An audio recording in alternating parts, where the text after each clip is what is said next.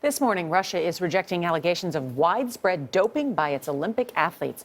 A report from the World Anti-Doping Agency accuses Russia of a vast state-sponsored conspiracy. One headline calls it the fraud of the rings. Elizabeth Palmer is in London with how Russia could be barred from events at the next Olympic Games. Elizabeth, what a story. Good morning.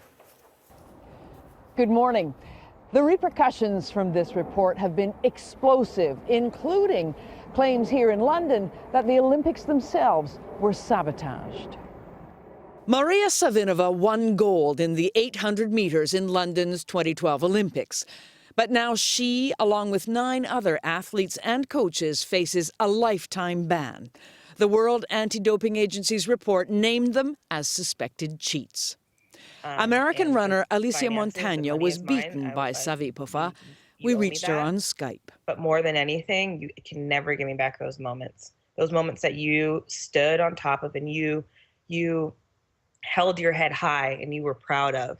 I don't see how those individuals could be proud of themselves at that moment.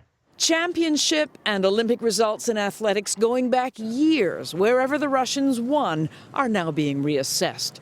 The report says not only athletes were involved, but so were Russian anti-doping officials and even the state security services. The report alleges that Russians engaged in systematic doping, took bribes to conceal test results, and destroyed incriminating samples. Travis Tygart is head of the U.S. Anti-Doping Agency. And the evidence here does not suggest anything other than a state-supported system to win at all costs and rob clean athletes on the global playing field. Sport and performance enhancement goes back a long way, right back to the Soviet Union, when winning on the world stage was seen not only as a sporting, but also as a political victory. In modern Russia, too, President Vladimir Putin, leading by example, has put sport front and center in his campaign to boost his country's prestige, with the high point coming in 2014 at the Winter Olympics in Sochi. These anti-doping agency findings have seriously tarnished Russia's reputation and its credibility as it now faces a possible ban on its athletes competing in the next Olympics in Rio.